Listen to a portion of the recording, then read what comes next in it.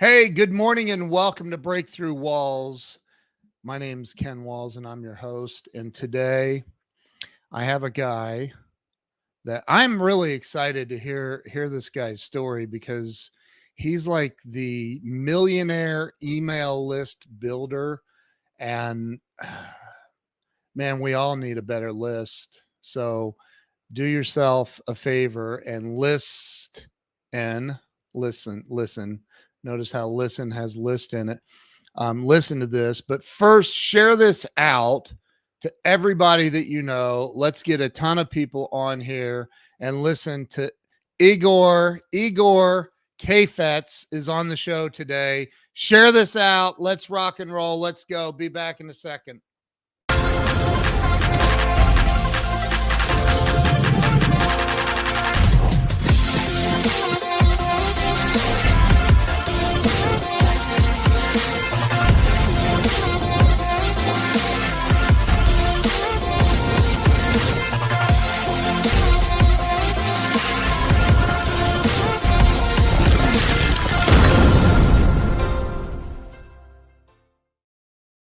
And it is show time. Let's bring Igor on. Igor, welcome to the show. Thank you. It's great to be here. It's an honor to have you here, man. We talked a little bit before we got started about my 30 years almost in this industry. And I'm not known as the millionaire list builder. So you are though.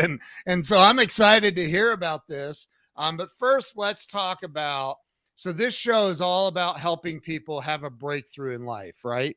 So let's talk about where it all started for you. Where were you born and raised? I was born and raised in Ukraine, out of all places, and I know Ukraine now is a lot, just present in the media and the conversation. But back then, nobody cared about Ukraine. It was just before the wall came down, so it was basically a version of Russia, and we were just allowed to start enjoying some Western goodness, like Coca-Cola and videotapes and blue jeans. And so I grew up in poverty. And around the age of 12 or so, my family decided to move to Israel because my dad made a really bad investment in something called a kolkhoz. I don't know if you're familiar with the term. It's basically kolkhoz. It's a Russian term for a state-owned farm that got privatized by an individual, and he raised money from my dad and a few other people. Now, my dad didn't have a lot of money, so he loaned it from a local gangster, Nikolai Makarenko. It was $10,000 at the time, a lot of money, especially in Ukraine. Just to understand how much money that is, you could buy an apartment for $3,500 US. So that was like a lot. And so my dad invested, and a few of his other friends invested with him. And what they discovered a year later is that the CEO of that farm actually spent the money on booze, prostitutes, and all the good stuff. So we basically said all the good stuff. all the good stuff. Yeah. So my dad decides to sell the apartment that we had, to sell the car, and with about $1,000 in savings and a few suitcases, we moved to Israel because we had the Jewish connection. Both of my parents are 100% Jewish, so we moved to Israel.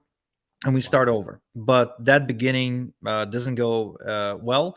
My dad suffers a heart attack in about 6 months from the moment we moved. He goes into a double bypass. And then from that moment on, we live on a single paycheck.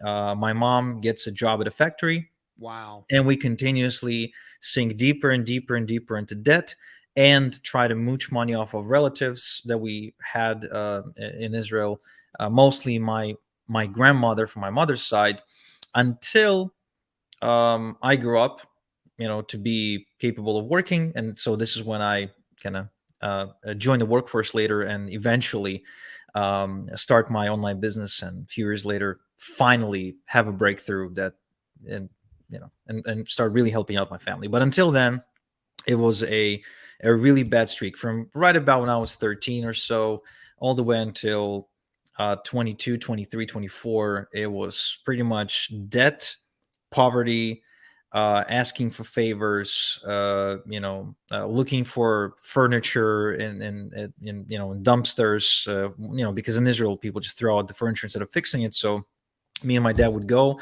we would look up furniture, see something that was like in good condition, fix it up and take it home and things like that. So that was my life. Go back to you said something that's just has me really curious about the in Ukraine and the wall coming down. I didn't realize there was a wall. Sorry.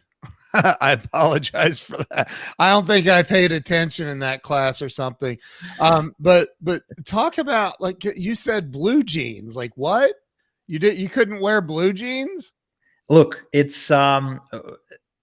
was so the wall I'm referring to is the Berlin Wall, right? So Oh. the Okay. wall that Yeah. that was between the eastern and western Berlin. Yeah. So Yeah. it signifies the fall of the Soviet Union, Yeah. and the borders opened up. So until then, you weren't allowed to listen to Western music, you weren't allowed to smoke Western cigarettes, you weren't allowed to wear blue jeans because it's the Western product. You weren't allowed to watch videotapes or listen to cassettes from Western for Western music. You basic anything that was rock and roll was considered to be negative influence. And if you were caught reading Western literature, for example, or trying to communicate to the West in some way, shape, or form, you were thrown in jail. I mean, Oh my that was God. the state, the state of how things were at the time. So I was born in '88, and the wall came down, I think, in '89. So it was just on the tail end of the Soviet Empire. Holy moly, man. I didn't realize all of that. So that it was a communist country then. It was very much so. Okay. And recently, there a movie came out called Tetris about the famous video game. I saw that. I saw a move. I saw that. I didn't watch the movie, but I saw a preview of it. Is it Yeah. good? So if you watch the movie, that movie is about one of the people who were involved in getting Tetris out to the West and to Japan, because it was a game invented by a Russian programmer. And so in that movie, it's actually shown really, really well what it was like to live in the Soviet Union back then. What were you Wow. allowed to do? What you were not allowed to do? And what basically how quickly your life could be ruined if the KGB suspected you were communicating with the enemy. Oh my God. Wow. That's insane. So how old were you then? You were born in 88. What year did you move to Israel? My family moved to Israel in 2000, June 1st, 2000, which means You were 12. I was 12, going on 13. And I Wow. got lucky, I think, because I think my parents made a great decision. Because if they didn't make that decision back then, I'd be in the Ukrainian army right now, most likely shot somewhere under Donetsk or something like that. But I got lucky. We started living in Israel. Israel is a democratic country, very much influenced by the United States, by Great Britain. Yeah. So lots of Western influences in the country, and therefore freedom of speech is predominant. Technology is widely available. Lots of really smart people surrounded me. And even though the country does have its own set of issues, which caused me to leave it eventually, and I now live in Toronto with my own family, with Yeah. my own wife and children. Back then, what it did was it gave me access to the Western world, the English language, and of course, access to a computer, Right. which I got my first computer when I turned 14 years old. And naturally, the first thing I did, just like any teenager, I played video games. But what it Yeah. did, it caused me to feel comfortable around the computer. And therefore, eventually, when I was looking for meaning in life and trying to find my breakthrough, Yeah. if you will, I found it online. I found it through the means of getting access to things like the Tony Robbins Personal Power 2 tapes and Yeah. talks by Brian Tracy and Jim Rohn and Zig Ziglar and Dan Kennedy and Gary Halbert and many, many others. And it led me to discover this big world of financial independence, of lifestyle design, of freedom of all sorts: freedom, location freedom, time freedom, financial freedom. And I got bitten by this bug. And I Wow. couldn't stop ever since. Dude, that is so awesome. I know the bug well. I I had a Commodore 64C when I was 11 years old, and that's where I learned how to write basic language. It was took 3 days just to write code to make a little ball blip around on the screen. Yeah, that's That was right. That's right. crazy. But so that man here's the thing, because I'm from America, right? I grew up in poverty. I didn't grow up with money at all. So I can relate to growing up in poverty. I can relate to having to go get a job, like as a kid, like having to go mow yards and do my, to make money. But what most people in this country can't relate to is the communism factor. Number one, we may be getting closer to that. We won't go there, but anyway, they can't relate to the communism factor. They can't relate to not being able to wear blue jeans or like listen to ACDC if you want or whatever. Look. Like, First off, I'm happy you mentioned AC/DC. It's my favorite band of all time. that makes two of us. That's Absolute favorite. amazing, dude. Wow. But just so you understand what life was like there, we only drank Coca-Cola for Christmas. You couldn't otherwise get it. Like, it was not something you could get. Wow. Wearing blue jeans was considered to be an exception to the rule. Like, if there was like a whole neighborhood full of people and one had a pair of blue jeans, that was the coolest person in the neighborhood. Wow. If they had Lucky Strike cigarettes or Marlboro or Camel or LM, I think there was with the blue or red label. L&M, L L&M. L and M, yeah, we Yeah. used to call it LM. Yeah. So that was like, that's how you were cool. If you had Western stuff, that's how you were cool. Dude, that is crazy. I mean, it's so interesting to me to hear that. Like, people just can't relate to that are from the United States. They can't. There's no the elevator doesn't go to that floor. Like, they don't get it. But it gets even worse than that, because imagine, today, for example, even a middle class, lower middle class, and even a lower income families, they're able to travel at least once every 3 to 4 years. Yeah. It's basically expected for them to travel. I mean, yeah, they have to fly low cost economy, they have to find coupons and get last minute deals, but they can travel. Yeah. They got a cell phone and everything. Back in the day, you weren't allowed to travel even if you had the money, because there was a wall. There was like this curtain, the Iron Curtain wouldn't let you. And if you were to try and get out, you had to have a reason. You were investigated. Your family was then put under surveillance.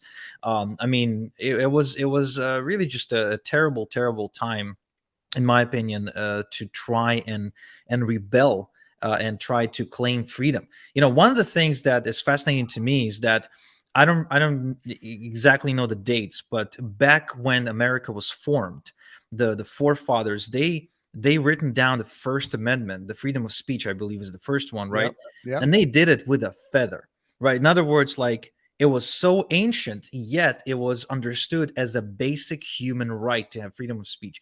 No such thing existed in the Soviet Union when I was born. No such thing. You Wow. weren't allowed to say things you wanted to say. No way. Wow, man, that is so insane to me. I mean, there's a lot of scrutiny, obviously, right now with some of that happening here. Not on that level yet, but it's starting to happen. But so you were in Israel and you were 12, 13 years old.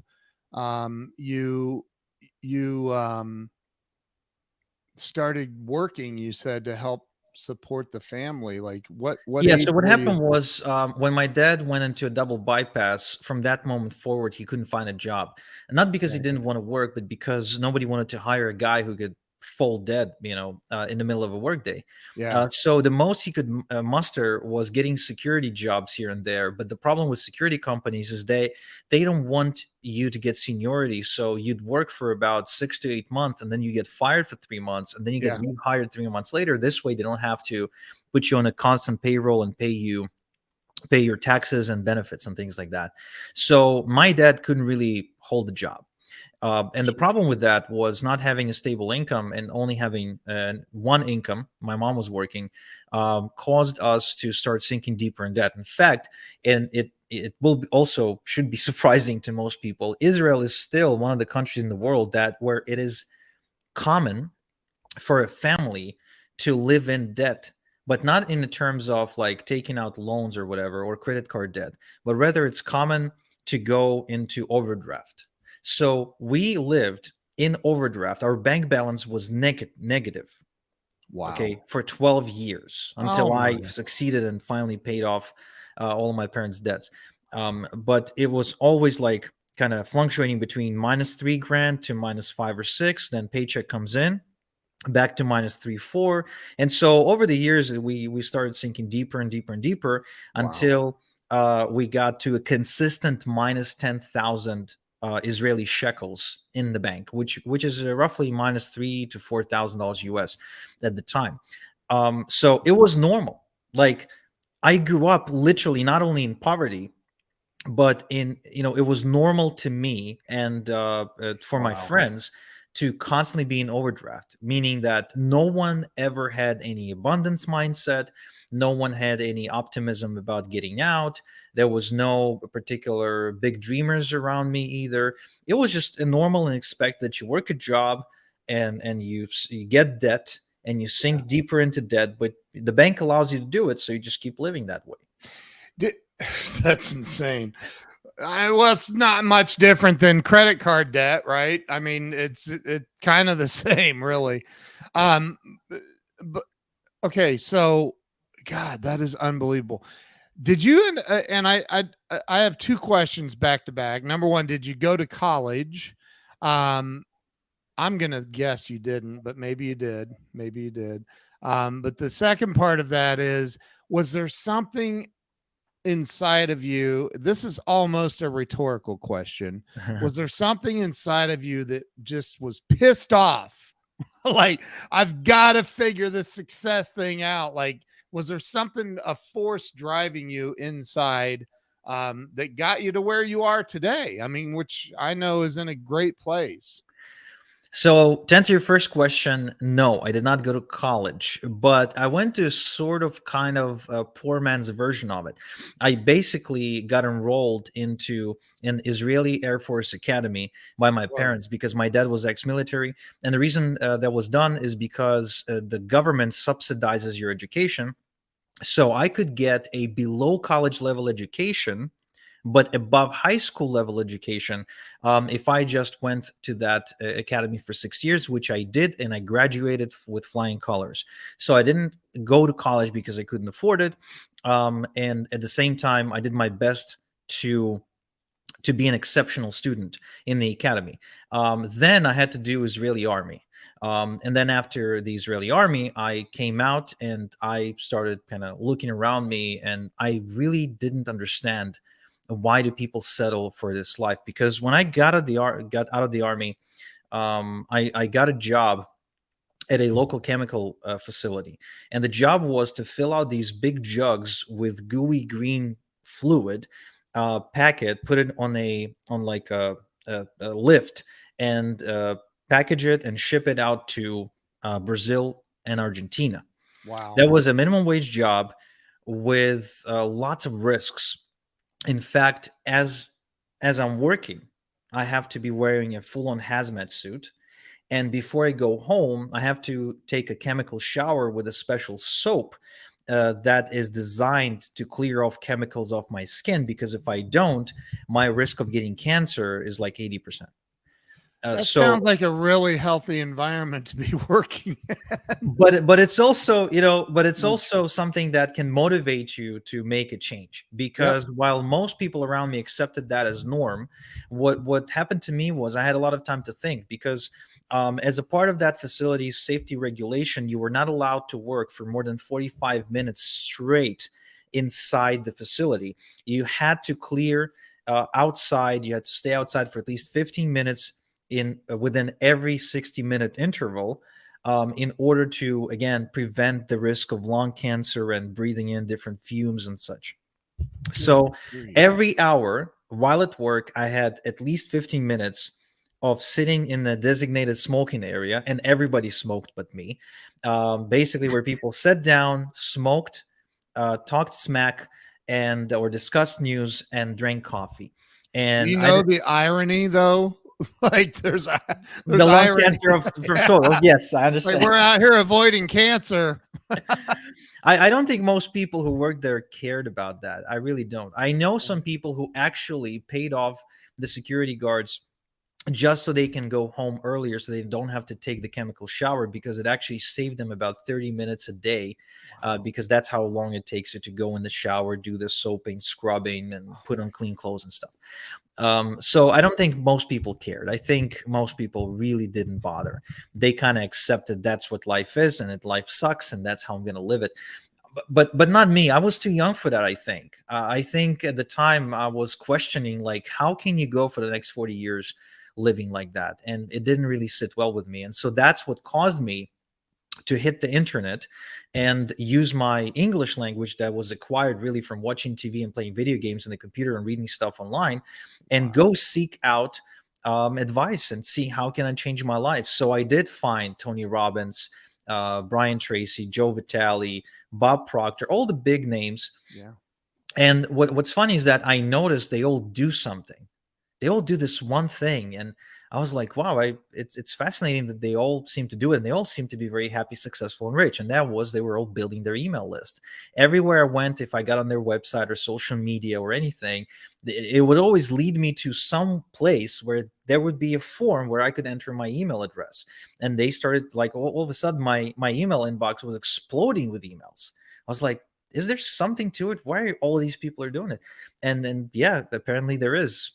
As I would later find out, it's actually a very profitable thing you can be doing. That's a really cool light bulb to have go off, man. That's pretty cool.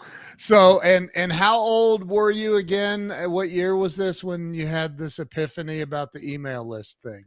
So that was right after the army. So I want to say 22, 23. I'm already taking interest in trying to make money. I believe the idea that you can make money online, in spite of this being still a very, very unlikely idea. Like, most people still didn't really subscribe to that. I mean, at that time, they were still debating whether the internet was real, whether they should take it seriously. Most people were not on social media. It was a different time. I mean, now it's like common.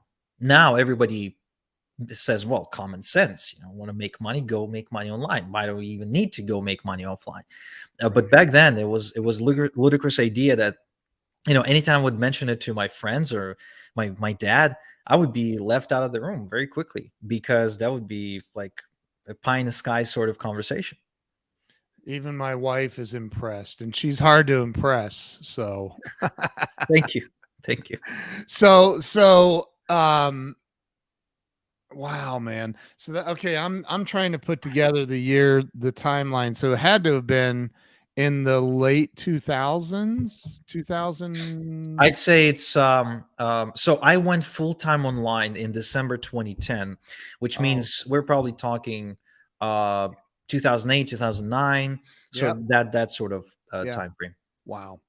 Okay, so here we go. How big is your list? I'm kidding. You don't have to disclose that if you don't want. I'll bet you it's huge though. But but so because Grant Cardone, he's like, hit the list, hit the list, hit the list, Oh, right? Everybody, Grant's a big mailer. Yeah. yo, it's Yeah. huge, huge. I'm like, bro, come on, man. Like he's like nonstop, right? Yeah. So talk about how you got started, how you started building your list. I talk about this with my clients. Like, you don't have an email list. What's wrong with you? Like, you got to get an email list. What are you doing? So talk about how you got started building your list and just start there. How'd you start building a list? So seeing all these big and famous people that I really looked up to and wanted to be more like them, Right. I understood that I needed to try it out. The problem is that I wasn't the Tony Robbins, I wasn't the Joe Vitale, I wasn't the best-selling author, I didn't have seminars, I didn't have my keynote speech down. Um, I was a nobody. I had no products to sell. I had no following. I had no presence of any kind. And the problem for me was, what do I even market? Right. So Right. I actually started out building my list in the MLM industry. Wow. Yes. So I joined this MLM.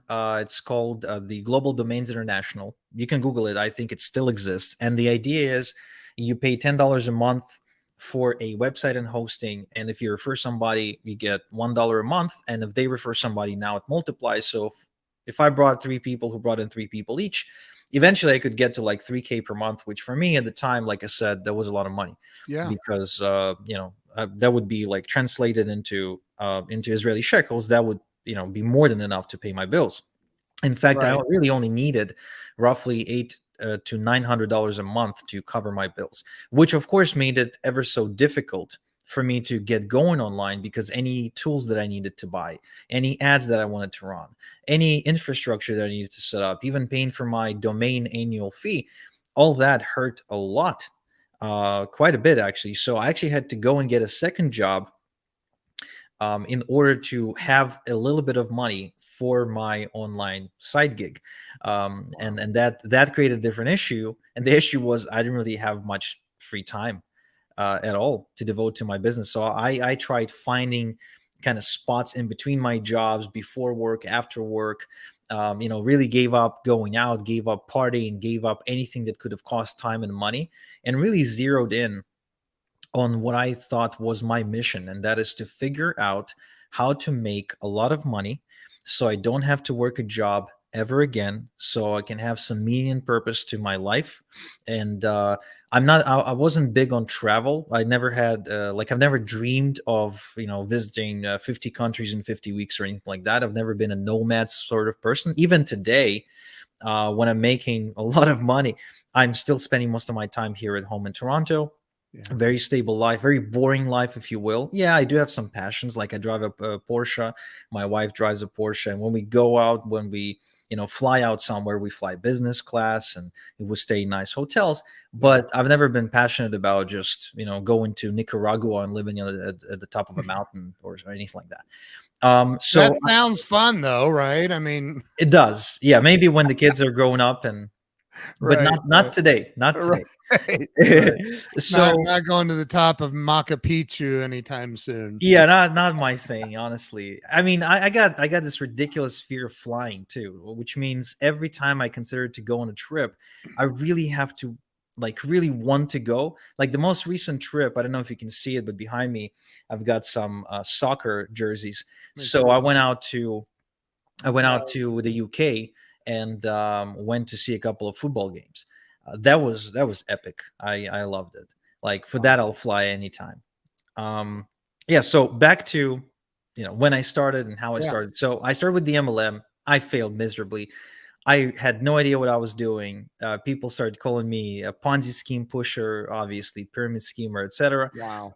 So eventually I moved away from MLMs, and I've discovered was a way to sell other people's products, or I should say market other people's products, without having to talk to people, where you get paid the lion's share of the sales. Yeah. And that's called affiliate marketing. It's a concept where someone else is creating the product, dealing with customer support, merchant processing. They build the website and the sales page and everything. Your job is to just get people to see their website with your special tracking link. And if you do that and somebody buys, you get paid commission. And what's really cool is that this is where I got my breakthrough. I remember getting my first commission check of $124. I was mailing my list and made sales from my list. And my dad, who was, the biggest naysayer in my life at the time, I immediately went to his house, immediately presented the check and said, "Hey, I'm just gonna go and cash that in, and we're gonna, I'm gonna buy groceries, and we're gonna eat the groceries, and we're gonna eat it together. Just so you know, this is real money. Yeah. This is not monopoly money. This is not pie in the sky. Like this is happening. Yeah. From that day forward, like he actually supported me in every beginning, never Wow. doubted me. He said, you know what, you need more money for your ads or something? Here's my credit card, and because the bank canceled my card because I missed a few payments. And it was really satisfying feeling to prove him wrong. you know, I love because that, man. he's like an ex-Soviet military, Yeah. traditional upbringing, conservative dude who's like listening to his boy who's supposed to be working a real job talk about some internet money. Like it was impossible for him to believe that unless he saw some real results. And so once I got my first check, the next check was soon to come, and the next one, and eventually I started making over $1,000 a month. So that was enough for me to actually cover all my bills and put some money away. Now I still had my day job, which means I had a decent chunk of money. So I'm starting to go out. I'm starting to treat myself, buy me a car. My first car was an Opel Corsa. I think it's an equal. It's actually made by the same. It's made by GM because Yeah. they own the brand. So it's kind of like a Chevy Cruze Yeah. almost, but it's a different shape. Yeah. And then within about 6 months or so from that moment, I scaled to my first $10,000 online in a single month. And Wow. what's really crazy is that I was at home watching a movie, eating sushi with my soon-to-be wife, and it hit me that I just made about 13 times more money in a single month than I used to make in a month. Wow. When I realized that, I quit my job, and I haven't worked a job since. Wow, that's so freaking cool, dude. So, and you were making this money. I have a couple questions. So, you were making this money through affiliate marketing, which I get Amazon, right? We talked about that. I just, I'm obsessed with emails. Like, I can't stand having red notifications on my phone. Like, it drives. I don't know why. I'm obsessed with it. And just like in between here, I'm looking down at my phone. I'm watching affiliate money roll in literally right now as we're talking. This is huge. And I talk about this to people all the time. Like, dude, you got to figure out the affiliate thing. Like, and that's why I was so excited about having you on today. But let me ask you this, because this is something that just bugs the crap out of me. I obsess over who unsubscribes. Okay. Do you ever like go, why did they unsubscribe? What is going on? Like, do you know what I'm talking about? Like, it bugs me. Like, what I see really, really, really good friends of mine that unsubscribe from my list, and I'm like, why did you do that? What's wrong with you? It could be many things, but I totally get what you're saying. I really, so here's my philosophy about list building. I actually don't mix my list building and my family or friends for that exact reason, because I learned that from the MLM days when I recruited my best friend Max into this MLM, and then he canceled his subscription a few days later. I was really upset with him at the time, and Yeah. so what I've learned, and this is why, by the way, I don't build my list with social media, is don't mix friends and family in your business. Like, keep it separate. You get to avoid this kind of stuff. But to answer your question regarding unsubscribes, I definitely do obsess about them. And if I send out an email and my unsubscribe rate is higher than usual or something, I go in and I check and I start obsessing, wondering, oh no, I'm losing subscribers. But you know what I've found is that the unsubscribe rate is higher when I send out emails that make me the most money. Apparently they Ah. really hit hard on certain emotional pain points or something, and they alienate the ones who didn't want to buy from you in the first place, and they help you close more sales with the ones who like you but haven't pulled the trigger yet. That's freaking brilliant, dude. That's brilliant. I love the story about um, Grant tells this story about how somebody came to him and that worked for him like in 2010, and Grant, we're losing all kinds of followers on Twitter, and why? Well, you're tweeting too much, and he's like, how much am I tweeting? And I don't know, 9 or 10 times a day. And he goes, all right, tomorrow we're going to start doing 30 to 40 tweets a day.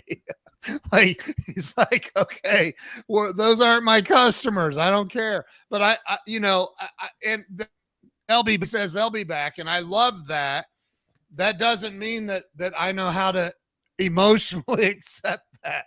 That's just me personally. So I love what you just said though, man. Even my wife said, boom. It's so true. So what is your message to people who struggle with I'm afraid to email my list because I don't want unsubscribers. I don't want them to think I'm bugging them. Yeah, I think that's one of the most common reasons why people don't email their list. One of the most common things I'm noticing, and I have lots of students who are obviously building their list, and I'm telling them every single day, like that's my philosophy. Build a list, build a list. Yeah. A lot of them build a list and don't email. Two reasons. One is just like what you said. I don't want to get unsubscribed. So I don't want to alienate people. The other one is they don't know what to say. Which to me that's just almost sinful to build a list and not mail it, because it's one of those things where you don't use it, you lose it. A list, when people get on your list and you don't actually mail them, they forget that they got on your list. They forget who you are. They forget the agenda. And next time you're going to send them an email, they're going to mark you as spam or unsubscribe because they just don't recognize you. Right. MailChimp actually done a study about email frequency and how it correlates to unsubscribe rates. And what they've discovered is that the lowest unsubscribe rates are on email lists that get mailed every single day. And the What? highest unsubscribe rates are on email lists that get mailed once a month. Now, why Oh is that? my Because you're God. not top of mind. You're simply not top of mind for your subscribers. So you need to be mailing your list every single day and condition them to hear from you around the same time every single day, even if you cringe every time you email them. But here's a trick that, in my opinion, a lot of people are missing as far as mailing relevant, interesting, engaging content in their emails. It's really not about creating like this really content rich newsletter. It's really not about that. It's more about showing them you understand what they're going through. Let's say you've got an email newsletter for people who are trying to lose weight, and you predominantly promote keto related diets. Right. So if your content is about, maybe your email goes something like this. Meet Jane. Jane is a busy mom of two. She's got a full-time job, the kids she needs to juggle, school runs and such. And she hasn't been doing any kind of weight loss or dieting, or hasn't gone to a gym in many, many years. And why is that? Is Jane, does she not care how she feels, how she looks? Does she not care about her health? Does she believe she can't lose weight? No, none of this is true. What actually is true is that Jane is so busy taking care of everyone else's needs first that she puts her own needs last, and therefore by the time she needs to go to the gym, she's exhausted. All she wants to do is just sit on the couch and watch Netflix and eat her favorite chocolate bar. All right, that's the reason why Jane can't get in shape. Mm. So, we got this cool program that helps busy moms like Jane to simply rearrange or redefine their existing diet in a way that isn't intrusive, where they can still take care of their loved ones, but at the same time take care of themselves, lose weight without going to the gym. Go here to check it out. This Wow. email is empathetic. This email shows you understand exactly what your target market is going through, especially if you're marketing to stay-at-home moms or moms in general. Right. Because this is the one thing that, as a dad, I now understand. The first thing, if I'm being left alone with my kids and my wife has something to do, she comes back and the first question is, did you feed the kids? No. Right. No. Usually the answer is no. No. Uh, but what's really crazy is that if one time she came back and she caught me making myself a sandwich while my son was on the couch, Oh, and she's like, "Oh, you're making a sandwich for Chris?" I was like, "No, I'm making a sandwich for me." And it just ticked her off so bad. She really set my ears that day, and she really let me have it, because right. how dare you feed yourself before you feed your child, right? So it's a different philosophy altogether, where she will do everything for us, for me, the kids, Yep. everyone, and she'll put herself last. Yep. My wife is the same exact way. I'm like, no, she's 12 years old. She can feed herself. What are you talking about? Exactly. So, so, wow, man, that is so incredible. The information you're sharing here. If the people that are listening or watching, like, holy crap, share this out. Everybody needs to hear this. So so you started this. There's people on here. My wife is like, this is such valuable, it filled with great info. It is, it's insane. Tony Thorpe, who's also in Canada. Nice. I love saying that. Hey. Um Yeah. but he's You taking know how notes. they came up with Canada as a name for the country? They Uh, basically put a bunch of letters in a hat, and they were like, "C, eh?" Eh. oh my god. I've never heard that. That is so funny. Oh my God. Uh, Tony's probably going to leave now. He's like, all right, I'm throwing my notes away. The heck with this interview. So that is hilarious. So you started this journey, you hit $10,000 in 1 month. Um, and he said, I'm laughing. This is awesome, eh? So you start like really like doubling down, so to speak. You quit your job, you go full time with the internet thing.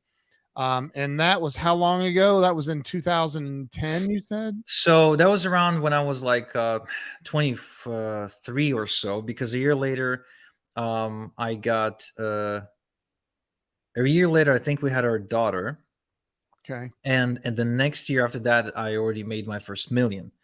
So yeah, What? I'm In 23. hold it. In 1 year, you went from 10,000 a month to $1 million. No, 2 years. So I made Oh, my first 10K month actually in 2012, no, 2011. Man, this whole timeline is so blurred. Um, let's say in 2011, I'm hitting late 2010, I'm hitting 10K per month. The first year of doing that, I made, I think, somewhere in the range of 180 or something like that. The next year, I think I made close to half a mil, but then I surpassed a mil. So it was just before my daughter was born that I made wow. my first. In fact, I remember my income doubling the month she was born, which was kind of weird. Then in November when she was born, like the income just doubled. It was crazy.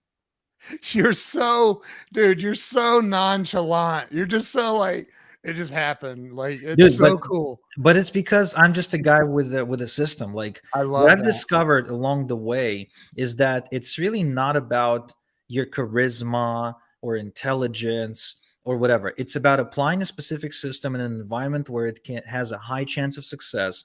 And the great thing about list building and why it's so good and superior to most other tactics I've ever seen is that it gives you tremendous leverage. Because think about it this way: how long does it take you to write or copy and paste an email and put it into your email list software and hit send? Yeah. 10 minutes, 15 minutes, 20 minutes, 30 minutes. I mean, if you're really slow, an hour. And then if you've got a list of 10,000 people, it's going to take you an hour. But if you've got a list of 100,000 people, it's going to take you the exact same amount of time, Right. right? Right. So you work the exact same amount of time, but your leverage is so much greater. It's the same thing. Say Warren Buffett and someone who's like a small time trader. They can make the exact same trade, but Warren Buffett is trading with $10 million, and this person right here is trading with $10,000. They can be both making a gain of 10%, but Buffett made $1 million and this person made $1,000. Why? Because their leverage is the amount of money invested. So with a list, it's very similar, where your list size is your leverage. So my buddy Jackson Crisp, do you know Jackson? Nope. He's one of your students. He said he participated. He said, "Great coach. Also get lots of email." Nice. I Okay. love that. He's a former Awesome. NFL football player. He's a good friend of mine. Wow. My wife's saying, "Are you teaching this to people?" We're getting there. I know the answer to that. If you're not, then there's something wrong. There's something wrong. I'm sure you are. Um, so okay, you're 24, 25 years old. You hit your first $1 million year, and that's all from sending emails. Yeah, all email marketing, all list building. Almost every single dollar I can track back to my list. Yeah. And affiliate marketing. Yeah. So at the time, I'm already starting to experiment with different types of products. I go from not only promoting my own products, but I realized if I'm great at promoting other people's products, why can't I do my own as well? Especially if they could be complementary to the product that I'm choosing to promote for other people. And so, what this ended up becoming, this whole affiliate marketing thing, it remains a big side of my income. But I also end up building my own set of programs because, when I started out and I was studying guys like Tony Robbins and Brian Tracy and all the others, I really liked the idea of getting in front of people and teaching or giving a speech. I had no idea how to do it back in the day. I had no Right. credentials, but I really liked the idea. In fact, I've when I moved to Canada, I found a box in my house with a notebook where I would write out my perfect life. And in one of those write-outs, there was a tidbit that said, "I'm a motivational speaker, and I'm getting in front of a crowd today, and everyone's cheering, etc." So I guess it's my ego. Like I do like the idea of getting in front of a crowd, but I don't like the idea of traveling, which means I mostly get in front of virtual crowds, so I can do it from this chair. Yeah. Yeah, so yes, I end up developing my own set of programs, and over the years, I created more and more and more and more, and it eventually became what I do today. It's a brand called List Building Lifestyle, where I teach people how to build a list, how to do affiliate marketing, how to drive traffic, how to increase conversions, and how to get started online and build yourself a business and independent source of income Yeah. outside of your job or pension or whatever, using my list building techniques. Okay, so everybody's going to ask, so let me get in front of that. Um, what's the website address to check out your courses?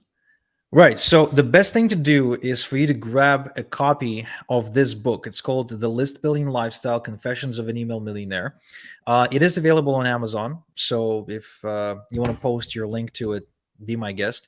Or you guys can go to igorsbook.com, where you can get a big package that includes the book, several courses, and some templates as well as the audible version of the book for free and the digital version of the book for free if you just chip in on shipping and handling, so I can actually send it to you. I'll print it at my own dime and give you a $3,200 bonus package, just so you can get it from my website and not Amazon, because if you do get it from Amazon, unfortunately, I don't get your email address.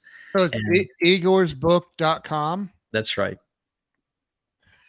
I love that, dude. God, I love this. This is so awesome. Holy crap. Itai, okay, Itai, right? Itai, that's right. Yeah, Itai. yeah, yeah. Itai is who referred you to me. He's been on the show. He's amazing. Thank you. Thank you. Thank you.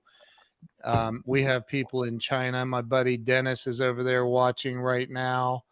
This is incredible. Somebody type in igorsbook.com with the www in front of it, so it's clickable from the comments. Put that in the comments for me so it's clickable. If you don't put the www, it will not be clickable. So put the www. So dude, wow. I don't even know what the heck to ask now. My brain, I got to go. I want to go over and get signed up for all this. I'm kidding. I'm kidding. So okay, tell me, in your opinion, I had Brian Tracy on the show who changed my life 30 years ago, and when he was on the show, I couldn't hardly even speak. I was so nervous. Like I was just it's Brian freaking Tracy, man, right? And I get it, so man. I get it. Yeah. I was like fumbling over my words at first, but I said to him, I said, look, because he's like, write it down, write it down, write it down, and everything you just talked about. And I said, Brian, there are people watching this who know you're right. They know that if they write it down, they do all the affirmations, they do everything, they know it'll change their life, but they won't do it.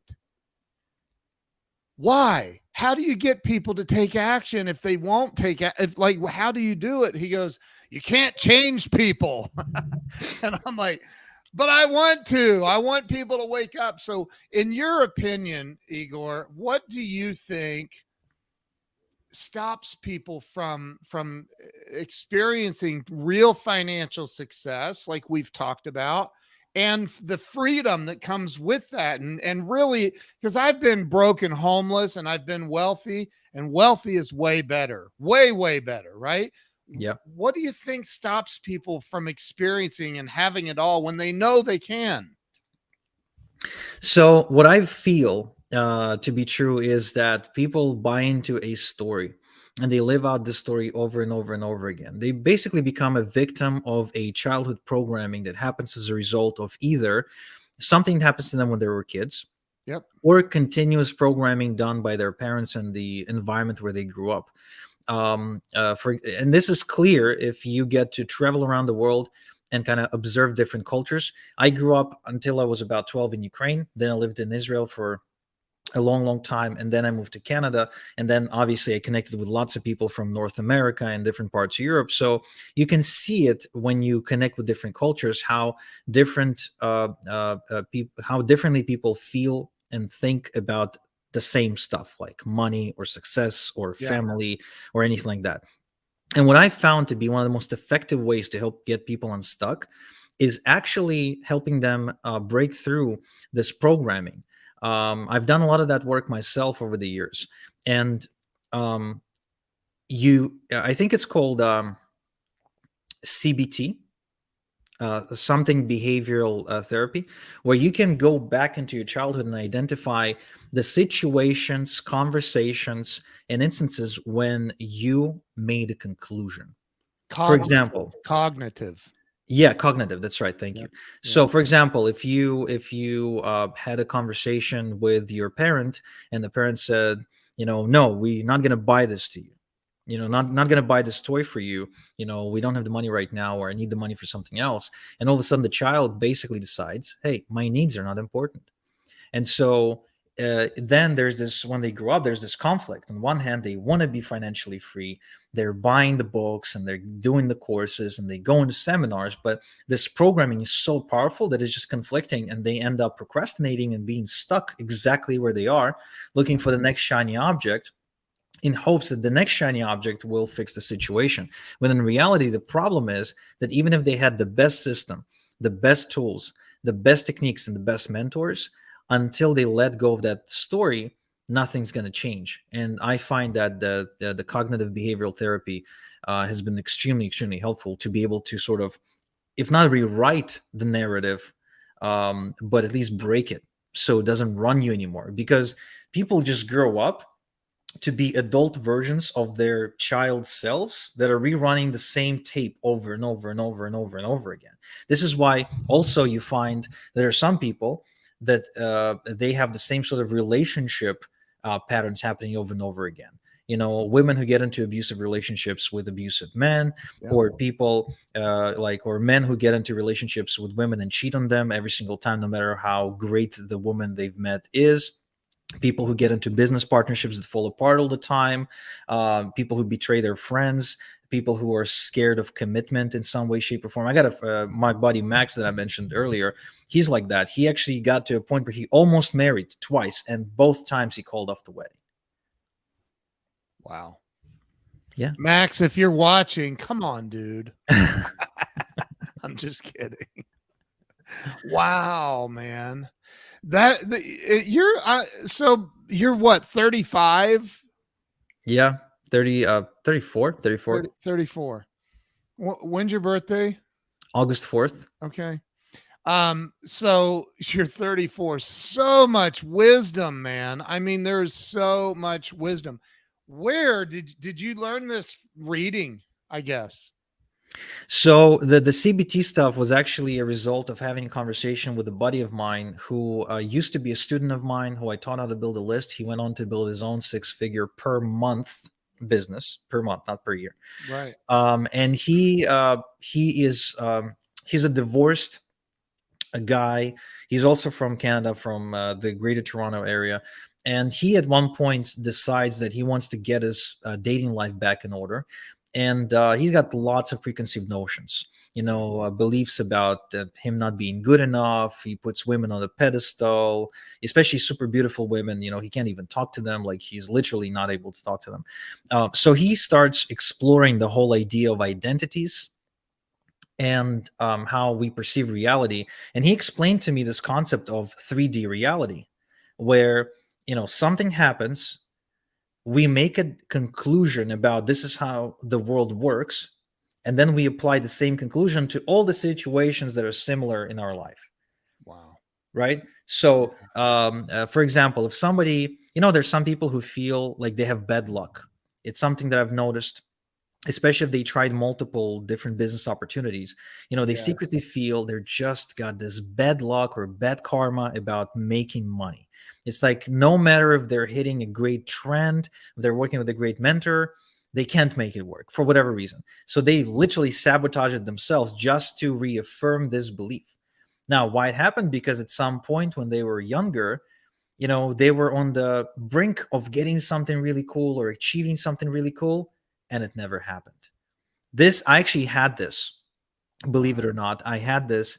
It was something to do with a bicycle. All the kids in my neighborhood had a bike, and I begged my parents for 2 years to get me a bike, and every time wouldn't work out. One time my dad brought me a bike, but it was terrible. You couldn't ride it, so it was a waste. Other time they brought me a bike, but it was too big for me. I was still a kid, so it ended up going to my brother. I couldn't use it. So, like, I felt, really just that I can't get a bike, that I can't catch a break. And I remembered it.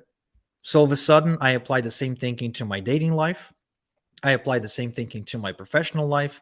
I applied the same thinking to even games, where when I would be playing video games or sports, I would always feel unlucky. I would always feel that life is giving me the bad end of the stick. Like, if I had to shoot a penalty, or if I had to make the money shot when playing basketball, Yeah. like I was convinced it's not gonna go in. You know what I mean? Wow. Okay, so, and I don't want to go too much longer. I know you're a busy dude. But where did you go to find this CBT and what, how did you overcome that? What was it Yeah, you so did? it's a very simple technique that I can teach you right now. It takes 5 minutes. Anyone can do it. So first thing you do, you identify what triggers you. So something happens. Your wife tells you something. All of a sudden, you feel a bit of a, something comes up here in the chest or the stomach area, Yeah. or you see something on TV, like somebody being bullied at work, and you cringe. Like, I used to be bullied in school, so anytime I see a movie about someone being bullied, like, I cringe. So, okay, that's a trigger, and that's step one. You find the trigger. Yeah. The second thing, you need to put in words how you feel. So it could be, I feel left out. I feel inferior. I feel weak. I feel bullied. I feel like my needs don't matter. Things like that. Now, once you've done that, you need to close your eyes and try to just do your best to remember the earliest memory of feeling like that. And the way your intuition works, you will remember something. It Yeah. could be something happened to you when you were a teen or when you were 5. So for me, one of the first things we worked on with my friend, because he helped me with this technique, he's we worked on me feeling like I can't ask. Okay, so for example, like, if I was like having a Zoom meeting with a potential business partner, and I wanted to ask them to do something for me to promote my business or something, like, I would not ask. I would wait for them to say it, and if they didn't say it and the call ended, I would feel butthurt. Right? It's like, oh, good opportunities don't come my way. But there's this great book. It's called The Aladdin Effect. I think it's Mark Victor Hansen and someone else. The Aladdin factor. The Aladdin Factor. Thank you. I told Mark about how that book changed my life, because it did. It's a tremendous book. It It truly is. is. And so Yeah. that book, really, what it does, it makes you ask the question. It Yeah. forces you to get okay with the idea of asking. But even after reading that book and listening to it twice, I still had issues with that. And I told my friend, and he said, "Okay, well, it means that you can't ask. You feel like how do you feel when you ask or when you're like about to? I said, well, I feel uncomfortable. I feel like I shouldn't be, like I don't deserve it or something. He said, okay, well, close your eyes. Remember the first time you felt that way. And I remembered it was a time when my mom, she was in the kitchen smoking, looking worried. I ran into the kitchen and I asked her for something sweet. And I don't remember what she said, but she kind of barked at me. She kind of said, just go away or something like that. Yeah. And I felt like I was like, my needs don't matter anymore. And I left. Mm. So asking became difficult because my belief was that if I ask, I get scolded, or yeah, Yeah. it's right here. You associated it. Yeah. Yeah. So once you identify the scenario and you can really see that mental movie in your mind, the next step is to create alternative meanings. So the meaning I gave it was, my needs don't matter, I shouldn't be asking. And that's a bad one because Yeah. it hurts my life. Yeah. So now let's come up with 3 to 5 alternative ones. For example, dad was late for dinner, mom was worried, couldn't think about me at that moment. Right. Mom was really tired, and she really wanted to say, hey, can I'll give you what you want, but not now. Can you leave me alone for a few minutes? I got something else in my mind. Right. The third thing could be something like, um, um, you know, I'm angry because this other thing happened, right? And it's really terrible. So forgive me for not being patient with you. So let's just say these are the 3 potential possible. They don't have to be true. They just have to be plausible alternatives to what happened. And then what you do, kind of like what they do like to do in NLP, is you close your eyes and you play the movie again of that scenario, but this time you state out loud, mom was angry and she just didn't have the patience to tell me that I needed to wait, right? Mm. Yeah. Or something like, and again, you watch the movie. Very important. You kind of look at what happened, or you say something like, "Mom loves me, and she loved me back then, but she's a poor communicator because she grew up and no one taught her how to express her feelings." Mm. It could be anything that's plausible, but that is helpful. And what it does, you do that 3 to 5 times, and it's gone. The charge is gone. That's amazing. It is amazing. It is insane. It takes 5 minutes to do. So last year, what I've done is I woke up every day, and the first hour of every day, I did 2 to 3 of these exercises where I would sit down, think of something that either worried me or made me angry or made me uncomfortable, whatever, and I would come up with, remember the situation, come up with alternative meanings, and then play it. That's all I've done. And within about a year, I cleared probably 85% of the stuff that bugs me. Wow. Now it's really hard to get me like to lash out at you. Like I'm a lot calmer now, and I can take on challenges differently too. Like something that happens, I used to just lose my shit, or lose my You're mind. fine. You're Uh, fine. We um, say shit on this show. okay, so I used to lose it, and now it's more like, okay, this happened. What are some of the potential solutions? It's a lot more. My inner world is a lot more balanced. Tony Robbins calls this neuro-associative conditioning. Like, how do we associate, right? This is freaking powerful. Honestly, if everybody on planet Earth doesn't see this interview, they are missing out. This is life changing. Tony Thorpe just said it. This is life changing information. Um, so okay, we're over time, but that's it's fine. It's the internet and it's my show. So I don't care. I hate people that are like, okay, we're down to like, come on, man. Like it's not that serious. But talk about real quick, and I don't want to keep you forever either, but talk about the best place for somebody to start learning how to build their list. We talked about the fear of emailing the list. Drop that shit right now and email your list every single day, is basically what you said. But what's the best place for somebody to start? How can they get involved with you? Is it igorsbook.com? Is that the jumping off point? Yes, I wrote this book. I wrote this book, List Building Lifestyle, because I wanted to, but because I discovered that I couldn't just tell people go build your list. I discovered that when I mentioned to people what I do and how I broke the link between my time and my income, it oftentimes went over their heads. I remember going to, you know what a banya is, like a Russian banya. Uh-uh. So it's like a sauna, but like a Oh, Russian version.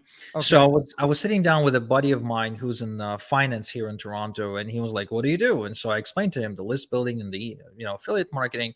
And this is a finance guy who got an MBA, and he just like, "No, this is rocket science." So Yeah.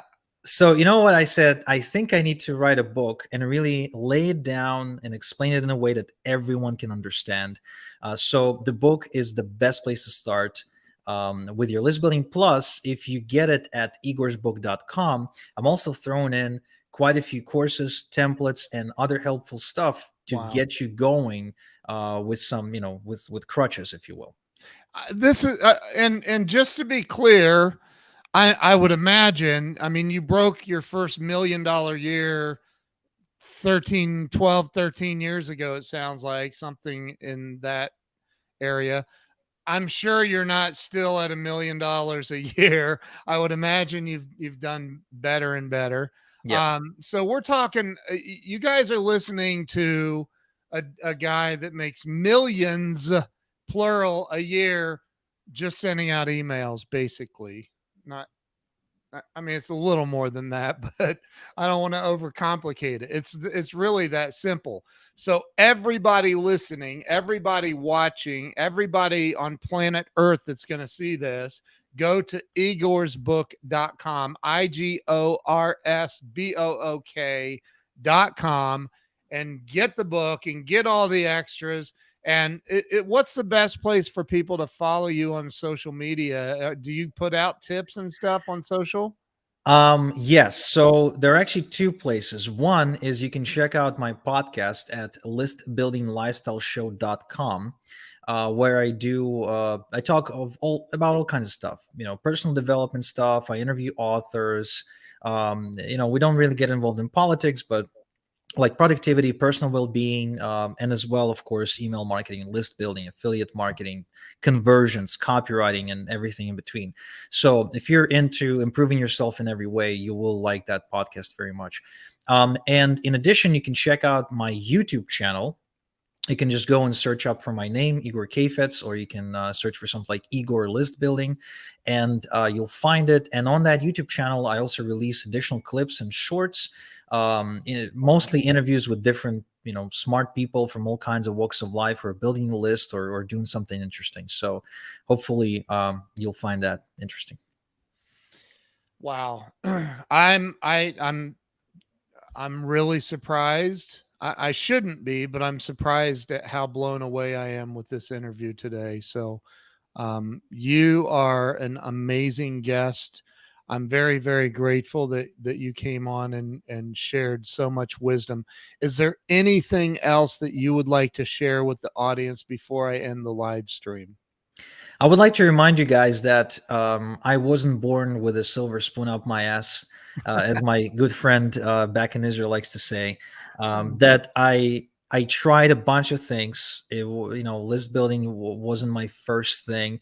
I tried MLM. I tried, selling these gas. It's like a thing you add into your gas tank to make your fuel last longer or something, Yeah, yeah. things like that. So I tried a bunch of different things, and it wasn't until I found list building that I succeeded. And I feel that the reason I succeeded is because I found the right system. I feel that success is not about intelligence. Obviously, you do need to have a brain and have the ability to do certain things, but it's not, don't have to be a genius with an IQ of 157. Right. It's not about having the most capital, because I started out broke. I'm telling you, broke. It's not Beyond about, broke, you were in debt. yes, Like, I couldn't like go get capital. I'm not a yeah. trust fund child. And I wasn't surrounded by positive role models that encouraged me to start a business either. It was, it's like the old crab story, right? When crabs are in the pot boiling, they're pulling you back in. So that was kind of like that. I Yeah. even had to let go of a few friendships because of that, Yeah. because people just didn't get me. But I found the right system and I stuck with the system. And I think it is important you understand that even if you have low self-esteem, even if you had failures in the past, it's not that you're not destined to succeed. It is a matter of finding the right system that works for you, and then once you found it, sticking to it and scaling it. The reason that I advocate for list building and email marketing is because it's highly scalable. You can do it in your spare time. You can do it full time. You can do it any way you wish. But once you're doing it and you grow on your list, your income becomes in direct proportion to your list size. So the more you grow your list, the more money you start making.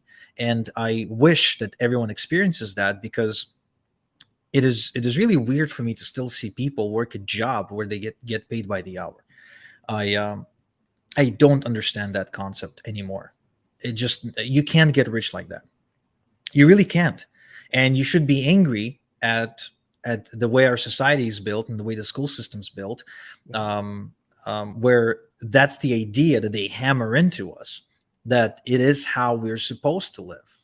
I disagree with that. I really do. I don't I want my so kids to work agree like with that. you, man. I so agree with you. I dropped out of high school in 12th grade, man. So I, I know. And I'll tell you something. You know what I'm talking about when you're walking around and you're the least formally educated and you're like, feel really insecure. Like everybody around me is smarter because they went to college, Yep. until I heard Brian Tracy say he dropped out in 10th grade. And I was like, oh shit, if Brian Tracy can make it, I got a chance, right? So man, I really hope that, and not hope, I'm gonna invest in you. I'm gonna push this out on YouTube ads like crazy. So we're gonna blow this interview up. Everybody on the planet needs to hear this. Listen, man, I'm unbelievably grateful that you came on today. I can say that internet marketing, being on the internet since the inception of the internet, is there. People need to learn this stuff. They really need to learn this. It is the key to financial freedom. It is literally the key. It's how Grant Cardone has blown up. All of them. Yep. I get 3 emails a day from Brian Tracy, at least. Like, I mean, it's insane. So I think listen, now is the time to do it too. Since COVID, the world shifted. People oh, became accepting of the idea that they need to get online. And I think if you understand the concept of building a list, not only you can make money for yourself, you can also make a business out of it and go offer this service to other businesses. And remember, with the age of AI upon us, with things like ChatGPT and other apps, it is only getting easier. It used to be very difficult for me to put together a landing page that squeezes an email from people. Now you do it. You don't even need to do that. You just enter a keyword in a software and it spits out your yep. pages and your emails and everything else. So the barrier to entry today is much lower than it used to be. And the Pareto principle is going to be in play too. If there's one or two or 10 people watching, they're like, you know what? I've had this fear forever, but nobody else is going to do it. Like they're not. Like that's the other thing. And I know that you know this. You have this feeling that everybody's doing it. So why even try? But they're not doing it. They're just not doing They're it. not. They're not. They're really not. A lot of people know about this, and when they hear the idea, they're like, "Yeah, that makes sense," but they're really not doing it because of all the different reasons we've talked about today. They're afraid of it, fear of failure, some belief they have, and it's really not about ideas. I think we live in a world that's bursting with ideas. It is about implementation. Yep. If you can do a half-assed job of implementing and do it consistently and get better over time, you won't believe the amounts of money you can earn and the leverage you can achieve with this. Igor, thank you, man. I know we're way over. I am so grateful. This has been incredible. I'm gonna well, we'll talk here in a second. I'm going to end the live stream. If you don't mind, could you hang on for another minute Yeah, and let me absolutely. wrap this up and let's chat. Thank you to everybody. If you didn't share this out, redeem yourself right now and share this out. You have a chance of redemption. So share this out. Let's make sure everybody gets to know Igor. Everybody goes to igorsbook.com and sign up for the book, pay shipping. You get thousands upon thousands of dollars worth of other free gifts. And I mean, you're a nut job if you don't do it. There, I said it. All right, listen, you guys have a great day. Igor, thank you so much. And make sure you go follow him everywhere, YouTube, everywhere. Follow this guy. He'll change your life. Thank you so much, brother. I appreciate you. Thank you.